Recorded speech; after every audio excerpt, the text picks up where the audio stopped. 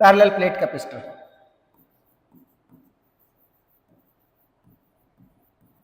Parallel plate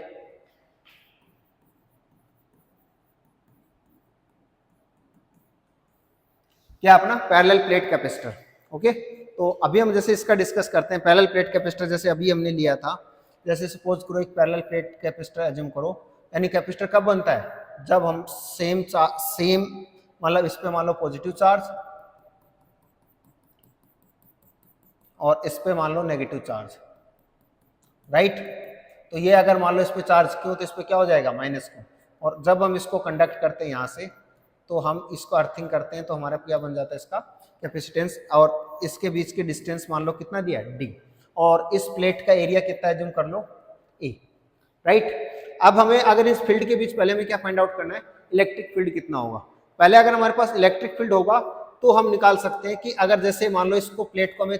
इस capacitance के through अगर हम इसको चार्ज दे रहे हैं, मान लो इस प्लेट को अगर हम क्या कर रहे हैं चार्ज दे रहे हैं, तो हमें कितना चार्ज देना है, तो मान लो पहले हम मान लो स्मॉल मैक्सिमम चार्ज क्यों तक जाएगा, मान लो क्यू से डी क्यू चार्ज देने में इसमें कितना इसका कैपेसिटेंस इंक्रीज होगा, उसी को हमें क्या करना है, उसके कैपेसिटेंस फाइंड आउट करना उसकी हेल्प से। तो मान लो पहले से चार्ज कितना कितना दे रहे क्यू से हम कितना इंक्रीज कर रहे हैं डी क्यू, और डिस्टेंस क्या डी, तो हमें पहले यहाँ पे फाइंड आउट करना पड़ेगा कि इसके बीच फील्ड कितना होगा। तो एक क्या मानते हैं, गॉसियन सरफेस अज्यूम करते हैं, एक क्या करते हैं, गॉसियन सरफेस अज्यूम करते हैं, लाइक कि x dash y and y dash. तो यहाँ पे एक्स डेस वाई डेस क्या है, एक गॉसियन सरफेस है, गॉसियन सरफेस है, ये क्या अपनी एक गॉसियन सरफेस है। अगर एक्स डेस वाई डेस अपनी गॉसियन सरफेस है, तो अगर हम इसमें एक फॉर्मूला लगाएं इसमें जो अपना इलेक्ट्रिक फील्ड निकालने का इसके बीच में, तो इलेक्ट्रिक फील्ड निकालने का इसका कितना आएगा, इसका इक्वेशंस क्यू बराबर कितना होगा अपना E into D S, integration of E dot D S, E dot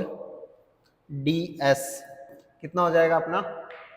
वो हो जाएगा टोटल चार्ज इसके अंदर वो अपॉन में एप्सिलॉन नॉट। अगर यहाँ पे कोई भी वैक्यूम हम एज्यूम कर रहे हैं इस टाइम पे, यहाँ पे इसकी जो परमिटिविटी इसके बीच के मीडियम की कितनी मान ली हमने एप्सिलॉन नॉट, तो ये अपना फॉर्मूला बनता है।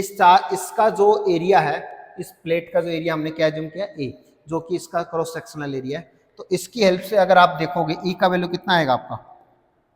अगर हम इसको आगे ड्राइव करें तो यहाँ से क्या पता चलेगा अपने को, ई का वैल्यू कितना होगा, यहाँ से जब हम ई लिखते हैं और integration of d s equal to Q by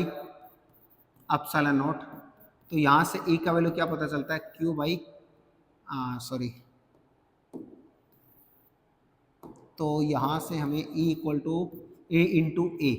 क्योंकि ई और ए का डायरेक्शन क्या अपना सेम है, क्योंकि अगर क्रॉस सेक्शनल एरिया का डायरेक्शन अगर मान लो ए कैप बी ए है और आपका ई कैप बी ए, दोनों का डायरेक्शन क्या है सेम, तो ई इंटू ए बराबर कितना हो जाएगा अपना क्यू बाई एप्सिलॉन नॉट। तो यहाँ से ई इक्वल टू कितना आ गया अपना Q by a epsilon not, right. अब अगर हमारे पास ई, अब आप देखो जरा इस फील्ड में, इस रीजन में जो फील्ड डेवलप हो रही है यहाँ पे, जो ई का वैल्यू है वो कहीं भी इसके डिस्टेंस पे डिपेंड नहीं करा, क्यू बाई एप्सिलॉन नॉट, इस पे चार्ज है वो, यानी पहले जो प्लेट है, प्लेट के कारण जो फील्ड होती है क्यू बाई एप्सिलॉन नॉट, इसको हम ऐसा भी लिख सकते हैं सिग्मा बाई एप्सिलॉन नॉट, अगर इसकी सरफेस चार्ज डेंसिटी सिग्मा दिया हो तो, नहीं तो अगर हम इसको ऐसा भी लिख सकते हैं। अब हमें क्या फाइंड आउट करना है, बेसिकली कैपेसिटेंस निकालना। कैपेसिटेंस निकालने के लिए हमें क्यू बराबर क्या होता है अपना सी वी, क्यू बराबर क्या होता है सी वी। तो यहां से क्या करेंगे हम, तो सी वी का इक्वेशन क्या कहता है अपने को, लिमिट लगाते हैं माइनस ऑफ आखिरी पॉइंट मान लो डी से जीरो, यानी यहां से ये पॉइंट जीरो लेते हैं और इस पॉइंट को हम डी एज्यूम करते हैं, तो ई इंटू डी आर, ई इंटू डी आर मान लो, तो ई इंटू डी आर, तो ई यहाँ पे क्या है कॉन्स्टेंट है, डी का तो फंक्शन है ही नहीं, तो minus of E d are मतलब ये डिस्टेंस, तो डिस्टेंस इसके बीच की डिस्टेंस कितना अपना डी से जीरो, डी आर का इंटीग्रेशन करते हैं तो क्या मिलता है अपने को minus of E into D, और अगर मान लो आर मिलता है और लिमिट रखते हैं इसकी जीरो से डी, तो वी का जो वैल्यू मिलता है अपने को कितना मिलता है यहाँ पे ई इंटू डी। अगर हमारे पास v equal to E into d आया, और अगर हम इसमें एज्यूम करें कि v equal to E into d, तो अगर हम यहां से देखें हमारे पास v इक्वल टू आ चुका है, और v equal to A into d already हम फाइंड आउट कर चुके हैं। तो अब हम इस इक्वेशंस को यहाँ पे पुट करते हैं और e का वैल्यू जो अपने पास यहाँ पे जो दिया था इसको यूज करके, तो q बराबर क्या होता है अपना cv और q बराबर c, v बराबर क्या होगा अपना a इंटू डी, राइट। तो c बराबर क्या हो जाएगा q बाई ई डी और c बराबर क्या होगा, e का वैल्यू कितना होता है अपना, e का वैल्यू जो हमें दिया वो हम यहाँ पे ऐसा एज इट इज पुट कर देंगे q अपॉन में ए एप्सिलॉन नॉट इंटू डी। तो यहाँ से q बराबर क्या पता चला अपने को, q से q कट गया, ए एप्सिलॉन नॉट ऊपर चला जाएगा अपॉन में d, ओके। तो ये क्या होगा, c बराबर क्या होगा ए एप्सिलॉन नॉट अपॉन में d, यानी एक पैरेलल प्लेट कैपेसिटर के बीच जो कैपेसिटेंस होता है उसका फॉर्मूला क्या है, ए एप्सिलॉन नॉट अपॉन में d। तो यहाँ से हमें देखें, जैसे हमारे पास एप्सिलॉन नॉट क्या होता है, परमिटिविटी होती है किसी भी मीडियम की। अगर इस परमिटिविटी का वैल्यू हमारा पास हमें पता भी होगा, एप्सिलॉन नॉट का वैल्यू कितना होता है 8.85 इंटू 10⁻⁻12, ओके। यूनिट आप देख लें इसकी। तो आगे जैसे हम ए क्या वैल्यू डिसाइड करते हैं, ए का क्या होगा, ए अगर हम जैसे हम एक कैपेसिटेंस की बात करते हैं, एक फैरेड कैपेसिटेंस की बात करें, हम यहाँ से बताऊंगा कैसे इसकी लिमिट इतनी बड़ी होती है। वह एक फैरेड की बात करें तो एक फैरेड की अगर हम बात करेंगे तो एक फैरेड में क्या होगा, हमें नहीं पता इसका प्लेट का एरिया कितना होगा, हमें वो देखना है। और इनके बीच का सेपरेशन मान लो डी दिया है, एप्सिलॉन नॉट अपॉन में डी मान लो। तो ए बाई डी का जो रेशियो बनेगा वो क्या बनेगा 1 अपॉन में एप्सिलॉन नॉट, और 1 upon epsilon not means 10⁻12 upon में 8.85, राइट। तो अगर आप इस डेटा को अच्छे से रिज्यूम करेंगे तो ये डेटा एक बहुत बिग डेटा है, क्या एक बहुत बड़ा डेटा है। तो ए बाई डी, तो ए बाई डी का रेशियो क्या अपना बहुत बड़ा है, is a big data, big यानी लार्ज वैल्यू। ये क्या बता रहा है अपने को, एक large value A by D. अगर ए बाई डी अपना लार्ज वैल्यू है तो इसका मतलब क्या है, हमें अगर एक फैरेड कैपेसिटर को एक फैरेड क्वांटिटी का अगर अपने को कैपेसिटर डिजाइन करना है तो हमें ए बाई डी का रेशियो बहुत बड़ा लेना पड़ेगा। आप ये समझ सकते हो इससे कि एक फैरेड कैपेसिटर बनाने के लिए समझो जैसे अपना रूम है, रूम से भी बड़ा हमें वो चाहिए होता है स्पेस, जितना हमें एक फैरेड कैपेसिटर को डिजाइन करना है, क्योंकि उसका साइज एरिया भी बड़ा होना चाहिए, उसके बीच डिस्टेंस वगैरह दूर रखेंगे तो वो ज्यादा एरिया कवर करेगा। तो यहाँ से एक चीज क्या पता चली, एक चीज आप ये भी देख सकते हो, जो कैपेसिटेंस होता है C is proportional to A, यानी जैसे जैसे आप कैपेसिटेंस में जो साइज प्लेट का साइज बढ़ाओगे आपका कैपेसिटेंस क्या होगा, इंक्रीज होगा, C प्रोपोर्शनल टू A, और between the separation is inversely proportional. आप ये मान सकते हो कि C जो होता है जैसे सेपरेशन इंक्रीज करोगे उसके बीच क्या होगा पोटेंशियल, जैसे जैसे आप सेपरेशन इंक्रीज करोगे वैसे वैसे क्या होगा, इसका रिड्यूस होगा। सेपरेशन इंक्रीज करोगे, यहाँ से क्या पता चलेगा, डी इंक्रीज होगा तो सी डिक्रीज होगा, हाँ है ना। तो यहाँ से आप देख सकते हो जो फैरेड का जो फॉर्मूला था एप्सिलॉन नॉट अपॉन में डी, सी प्रोपोर्शनल टू ए, और ये जो अगर तीसरा बात ये मीडियम, जैसे तीसरा किस पे डिपेंड कर रहा है आपका, मीडियम पे। यहाँ पे तो आपने एप्सिलॉन नॉट लिया है इसलिए इस पे कर रहा है, लेकिन अगर मान लो आप कैपेसिटेंस, अगर मान लो नया मीडियम ले रहे हो, अगर आप न्यू मीडियम यहाँ पे लेके आ रहे हो तो नए मीडियम के लिए क्या हो जाएगा अपना, अगर आप देखो अगर हम डाइलेक्ट्रिक मीडियम इंट्रोड्यूस कर रहे हैं, इफ डाइलेक्ट्रिक मीडियम, अगर हम डाइलेक्ट्रिक मीडियम इसमें ले रहे हैं तो जिसका डाइलेक्ट्रिक कांस्टेंट क्या मान लेते हैं के, तो नया जो एप्सिलॉन बनेगा वो कितना बनेगा, एप्सिलॉन बाई एप्सिलॉन, यानी के बराबर कितना हो जाएगा अपना। तो यहां से क्या पता चलेगा अपने को, डाइलेक्ट्रिक कांस्टेंट ये है, तो नया जो एप्सिलॉन होगा वो एप्सिलॉन अपॉन में एप्सिलॉन नॉट इक्वल टू के। तो यहाँ से एप्सिलॉन बराबर कितना बन जाएगा, के इंटू एप्सिलॉन नॉट। यानी अगर हम नए मीडियम लेते हैं, अगर मान लो कोई मीडियम है, इस मीडियम की कैपेसिटेंस किस पे डिपेंड करेगा, एप्सिलॉन पे, यानी क्या होगा अपना, ये क्या बोल सकते हैं इसको, के एप्सिलॉन नॉट, हम इसके बारे में बोल सकते हैं। तो अगर मान लो जैसे आप नया मीडियम, जैसे आप ये समझो इन्हीं दो प्लेट के बीच, पैरेलल प्लेट के बीच, अगर आप सपोज करो यहाँ पे अगर यही पैरेलल प्लेट आपको दिया है, यहीं पे इनका सेपरेशन इनके बीच का कितना दिया आपको, डी, यही सेम आपको ये दिया है, यहाँ चार्ज क्या दिया आपको, पॉजिटिव, यहाँ चार्ज क्या दिया आपको, नेगेटिव, ओके। और आप मान लो इसके बीच आपने एक डाइलेक्ट्रिक कांस्टेंट के का आप मीडियम लेके आते हो, तो वही सेम चीजें आपका जो फॉर्मूला बनेगा सी बराबर ए एप्सिलॉन नॉट अपॉन डी। ये किस में आपका, ये सी नॉट आप मान सकते हो किस में आपका, वैक्यूम में, या फिर जो फ्री स्पेस रीजन्स में। तो नया जो सी होगा वो क्या बनेगा, ए एरिया हम चेंज नहीं कर रहे हैं, और यहाँ पे नया डाइलेक्ट्रिक कांस्टेंट के एप्सिलॉन नॉट अपॉन में डी लेके आएंगे, तो नया जो कैपेसिटेंस बनेगा वो सी इंटू के into A epsilon not upon में डी। तो यहाँ से क्या बन जाएगा, के टाइम्स ऑफ सी नॉट, यानी जैसे ही आप मीडियम इसके बीच नया इंट्रोड्यूस करो उसकी कैपेसिटी क्या हो जाती है, इंक्रीज हो जाती है। जैसे ही आप इसमें कोई मीडियम लेके आओगे इसकी कैपेसिटी इंक्रीज होगी, आप एरिया बढ़ाओगे तो इसकी कैपेसिटी इंक्रीज होगी, अगर इसके बीच सेपरेशन बढ़ाओगे तो डिक्रीज होगी, यानी आप जैसे पास लेके आओगे इसके बीच कैपेसिटी इंक्रीज होगी। और ये चीज यहाँ पे आप देख सकते हो। ओके, हाँ, और क्या देख सकते हो इसमें आप, तो यही देखो आप, जैसे मैंने बताया था इसके एरिया पे डिपेंड करता है, इसके मीडियम पे डिपेंड करता है, उसके बीच की डिस्टेंस के 3 चीजों पे डिपेंड करता है। ओके, तो हम क्या करें अभी, नेक्स्ट टॉपिक हम जैसे डिस्कस करते हैं इसी कैपेसिटेंस में, क्या डिस्कस कर सकते हैं, नया टॉपिक लेते हैं हम कि अगर मान लो पैरेलल प्लेट जो कैपेसिटर उसमें पार्शली फील्ड हो मीडियम, जैसे हम एक मीडियम ले लेते हैं, जैसे मान लो यही partially field medium, partially field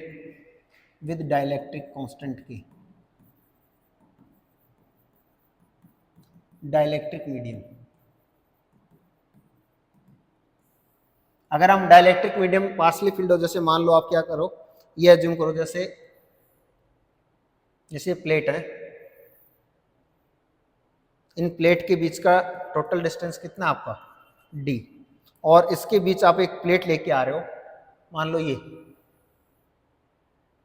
जिसका थिकनेस कितना दे रखा है आपको t, और इसका डाइलेक्ट्रिक कांस्टेंट क्या मान लिया k, और बाकी स्पेस में क्या आपका epsilon not as it is, यानी k इंटू एप्सिलॉन नॉट है, यहाँ पे क्या है एप्सिलॉन नॉट। ओके,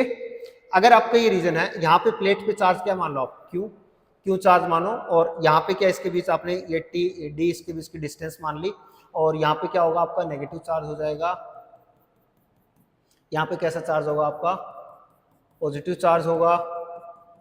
और यहाँ पे जैसे ही आप चार्ज प्लेट के बीच अगर आप मीडियम लेके आ रहे हो तो यहाँ से क्या होगा आपकी चीजें चेंज होंगी। तो होगा क्या, देखो जरा, जैसे हमने जो डेरिवेशन किया था वैसे ही क्या करेंगे हमारे पास, जैसे जैसे इलेक्ट्रिक, जैसे आप एक रीजन से दूसरे रीजन में ट्रांसफर होगे तो वहाँ पे क्या होगा, इलेक्ट्रिक फील्ड ट्रांसफर होगी, इलेक्ट्रिक फील्ड यानी चेंज हो जाएगी, ट्रांसफर का मतलब इलेक्ट्रिक फील्ड क्या हो जाएगी, चेंज होगी। तो अगर हम जैसे हम एज्यूम करें, जैसे मान लो आपके पास क्या दे दिया, जैसे हम अगर यहाँ पे मान लो इलेक्ट्रिक फील्ड कितना आपका, इस वाले रीजन में इलेक्ट्रिक फील्ड मान लो कितना ई नॉट, इस वाले रीजन में इलेक्ट्रिक फील्ड मान लो कितना ई डैश या ई मान लो,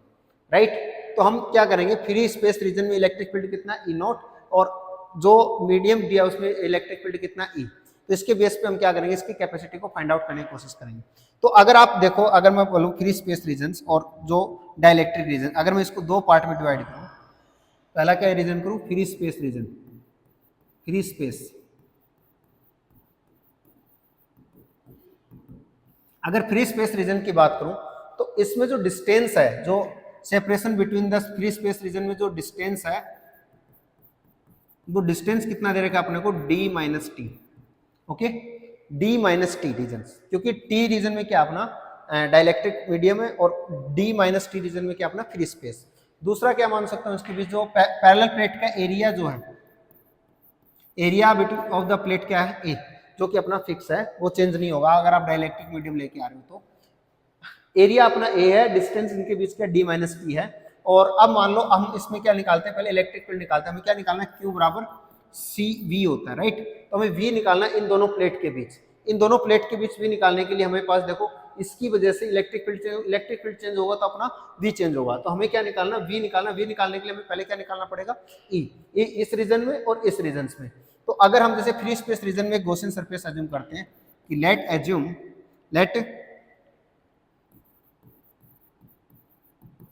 गॉसियन सरफेस, अगर फ्री रीजन की बात करें तो जैसे आप मान लो क्या गॉसियन सरफेस एज्यूम कर सकते हो कि मान लो ये गॉसियन सरफेस आपने एज्यूम किया, वही x dash y dash, okay, y dash. अगर गॉसियन सरफेस रीजन में आप ये फाइंड आउट कर रहे हो तो यहाँ पे कितना बन जाएगा गॉसियन सरफेस रीजन में, तो integration of E not D S, यानी इसमें जो चार्ज दे रखा है Q बाई कितना है, इसमें Q by epsilon not, epsilon not क्यों, क्योंकि फ्री स्पेस रीजन की जो परमिटिविटी वो कितना एप्सिलॉन नॉट, तो यहाँ से ई नॉट का वैल्यू कितना आएगा अपना, ई नॉट, अगर हम इसको सोल्व करते हैं ds मतलब जो इसका एरिया, प्लेट का एरिया वो कितना एज्यूम करें ए, तो क्यू बाई एप्सिलॉन नॉट, तो यहाँ से ई नॉट का वैल्यू कितना आएगा, Q by a epsilon not, right. तो अगर मान लो ये जो प्लेट दे रहा है कि इसके कारण इसके बीच पोटेंशियल कितना होगा, V बराबर जो होगा अपना, मान लो इस पोटेंशियल इसके वजह से जो पोटेंशियल बनेगा वो कितना बनेगा, V बराबर, V जो बनेगा टोटल V बनेगा जो फ्री स्पेस रीजन को, V को तो हम बाद में करते हैं, एक बार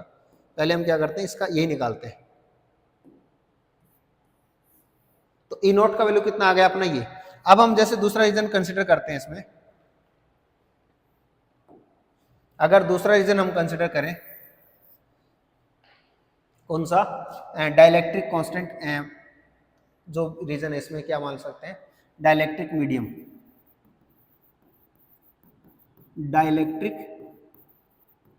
मीडियम, डाइलेक्ट्रिक मीडियम क्या मान लें हम इसमें, डाइलेक्ट्रिक मीडियम क्या मान सकते हैं हम, ये जो अपना इसका डाइलेक्ट्रिक मीडियम में क्या होगा, डाइलेक्ट्रिक कांस्टेंट क्या अपना की, तो ये क्या अपना dielectric constant, dielectric constant, okay. और इसका जो डिस्टेंस है इसमें, इसके बीच का जो डिस्टेंस है डाइलेक्ट्रिक कांस्टेंट का, वो कितना अपना टी, और जो प्लेट इसके लिए जो प्लेट एरिया होगा वो भी क्या होगा अपना ए होगा। इसमें भी वही फॉर्मूला लगाना, इसमें भी हम क्या करेंगे, लेट गॉसियन सरफेस को क्या करते हैं, एज्यूम करते हैं। तो गॉसियन सरफेस को अगर हम इसके बीच एज्यूम करेंगे तो हमें यहाँ से वही प्लेट दोबारा एज्यूम करने पड़ेंगे। वैसे ही मान लो इस वाले रीजन्स के लिए मान लो इस बार क्या दे दिया आपको, कलर चेंज करके देखते हैं इसमें, कि मान लो इस बार इसकी प्लेट का रीजन जैसे मान लो ये दे दिया आपको ऐसे,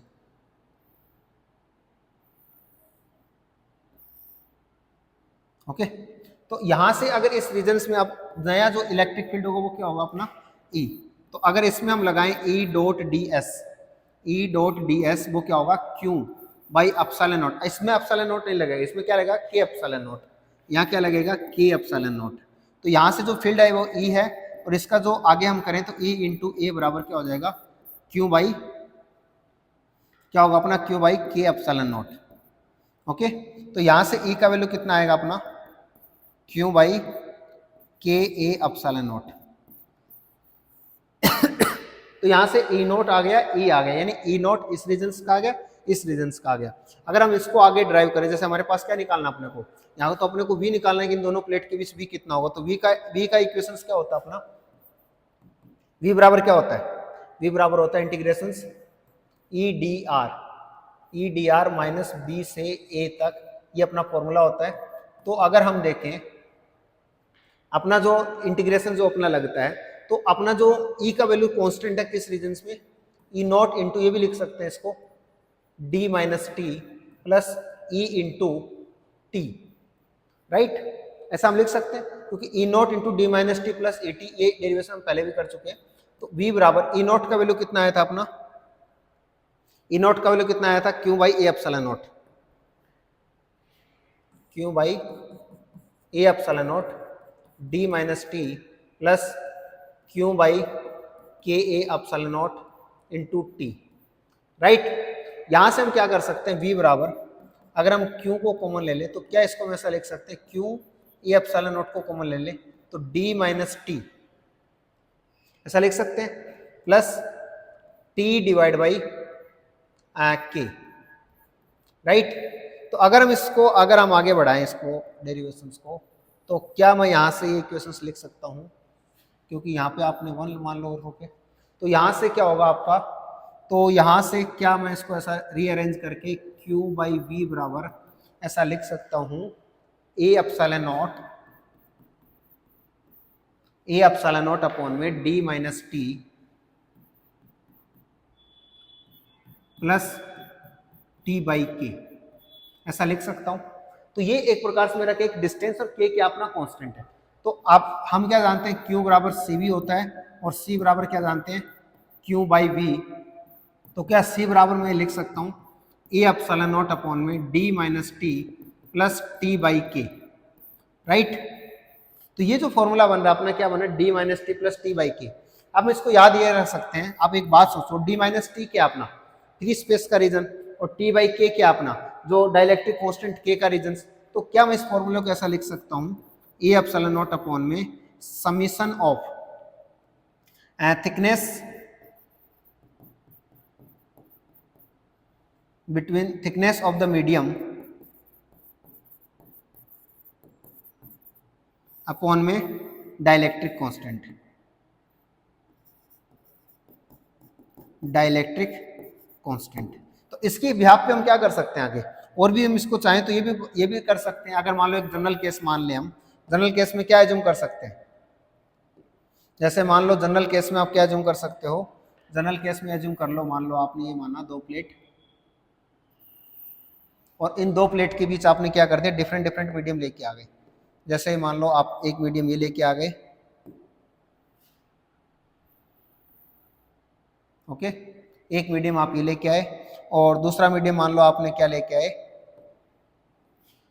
दूसरा मीडियम सपोज करो आप ये लेके आए यहाँ पे, तीसरा मीडियम सपोज करो आप क्या, कौन से कलर का, चलो ब्लू, मान लो तीसरा मीडियम आपने ये लेके आए यहाँ पे, राइट। तो आप ये मान लेना कि इसके बीच ये सारा स्पेस ये पूरा यही है, पूरा रीजन कैसा आपका इसमें फील्ड है, ठीक है। चाहो तो इसको चेंज कर दो इधर से, क्या है,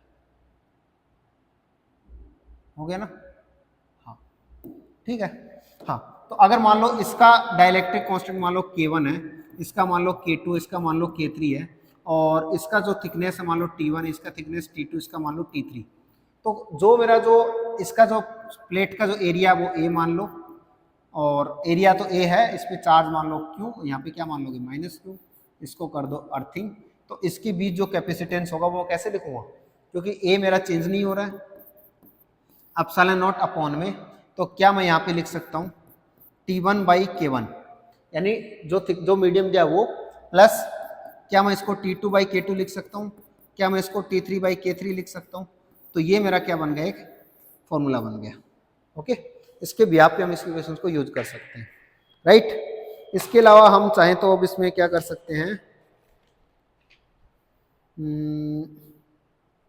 कैपेसिटेंस सीरीज और पैरेलल डिस्कस कर सकते हैं। अभी के लिए तो हम इतना ही कर लेते हैं, और बाकी चीज़ें बाद में देखते हैं, ठीक है, ओके